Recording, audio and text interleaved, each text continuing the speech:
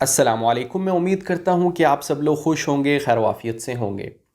تہجد کی نماز کے کیا کیا فضائل ہیں اور اس کے کیا فائدے ہیں، یہ اس ویڈیو کے اندر میں آپ کی خدمت میں عرض کروں گا۔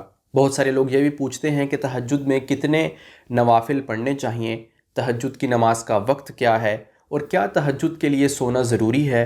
تو اس قسم کے سوالوں کے جواب بھی میں آپ کو اس ویڈیو میں دوں گا، تو ویڈیو کو آخر تک دیکھیے گا، انشاءاللہ آپ کو فائدہ حاصل ہوگا۔ تہجد پڑھنے کی ضرور کوشش کریں۔ نبی اکرم صلی اللہ علیہ وسلم نے ارشاد فرمایا، اللہ رب العالمین اپنے بندے سے سب سے زیادہ قریب رات کے آخری حصے کے نصف میں ہوتے ہیں، لہٰذا اگر تم ان لوگوں میں سے ہو سکو جو رات کے اس حصے میں اللہ کا ذکر کرتے ہیں تو تم ضرور ان میں شامل ہو جاؤ، یعنی تہجد کا اہتمام کرو۔ تہجد کے وقت رب کریم کی 3 صدائیں ہوتی ہیں۔ حضرت ابو ہریرہ رضی اللہ عنہ سے روایت ہے کہ رسول اللہ صلی اللہ علیہ وسلم نے ارشاد فرمایا، جب رات کا آخری تہائی حصہ رہ جاتا ہے تو اللہ تبارک و تعالی آسمان دنیا کی طرف نزول فرما کر ارشاد فرماتے ہیں، کوئی ہے جو مجھ سے مانگے اور میں اس کی دعا قبول کروں، کوئی ہے جو مجھ سے سوال کرے اور میں اسے عطا کروں، کوئی ہے جو مجھ سے مغفرت چاہے اور میں اس کی مغفرت کر دوں۔ رات کے 3 حصے ہوتے ہیں۔ رات کا جو آخری حصہ ہے، جو فجر کا وقت داخل ہونے سے پہلے ہوتا ہے، تو اس میں اللہ تعالیٰ اپنے بندوں کا انتظار کرتا ہے۔ اگر کوئی انسان ایسا ہو جو اللہ تعالیٰ سے دعائیں مانگنے والا ہو تو اللہ تعالیٰ اس کی دعائیں قبول فرماتے ہیں۔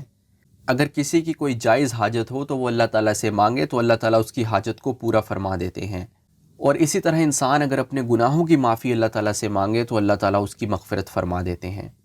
تہجد میں جو مانگو ملے گا۔ رسول اللہ صلی اللہ علیہ وسلم نے ارشاد فرمایا، میری امت کا ایک شخص رات میں بیدار ہو کر وضو کے لیے اپنے آپ کو تیار کرتا ہے، جبکہ تمہارے اوپر اس وقت شیطان کی طرف سے کچھ گرہیں لگی ہوتی ہیں، پس جب وہ ہاتھ دھوتا ہے تو ایک گرہ کھل جاتی ہے، اور جب سر کا مسح کرتا ہے تو ایک اور گرہ کھل جاتی ہے، اور پھر جب وہ اپنے دونوں پاؤں دھوتا ہے تو ایک اور گرہ کھل جاتی ہے، اور اللہ تعالیٰ ان فرشتوں سے فرماتا ہے جو نظر نہیں آتے کہ میرے اس بندے کو دیکھو جس نے اپنے نفس کے ساتھ مقابلہ کیا تاکہ وہ مجھ سے مانگے، میرا یہ بندہ مجھ سے جو مانگے گا وہ اسے ملے گا، میرا یہ بندہ مجھ سے جو مانگے گا وہ اسے ملے گا۔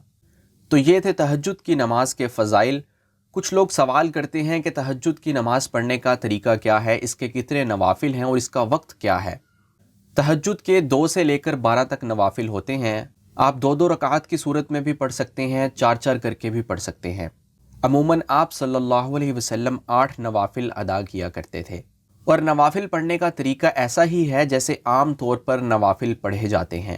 نوافل کے علاوہ آپ قرآن کی تلاوت کر سکتے ہیں اور ذکر بھی کر سکتے ہیں۔ کچھ لوگوں کا یہ بھی سوال ہوتا ہے کہ کیا تہجد کے لیے سونا ضروری ہے، اور تہجد کا وقت کیا ہے، تہجد کب پڑھ سکتے ہیں۔ تہجد کی نماز کے لیے سونا ضروری نہیں ہے، عشاء کے وطروں کے بعد بھی تہجد کو پڑھا جا سکتا ہے، لیکن تہجد کی حقیقی برکات اور فضائل حاصل کرنے کے لیے انسان عشاء کی نماز کے بعد سو جائے، چند دیر سوئے، پھر اٹھ کر رات کے کسی حصے میں تہجد کی نماز پڑھے اور اللہ تعالیٰ سے مانگے۔ یہ طریقہ افضل اور پسندیدہ ہے، کیونکہ انسان اپنی نیند کو قربان کرتا ہے، اپنے نفس سے مقابلہ کر کے وضو کرتا ہے، پھر نماز تہجد کو ادا کرتا ہے اور اللہ تعالیٰ سے مانگتا ہے، تو اللہ تعالیٰ کو انسان کی یہ قربانی بہت پسند آتی ہے۔ تو یہ تھی وہ چند تعلیمات نماز تہجد کے حوالے سے جو میں نے آپ کی خدمت میں پیش کی۔ اب میں آپ کی اجازت چاہتا ہوں۔ السلام علیکم۔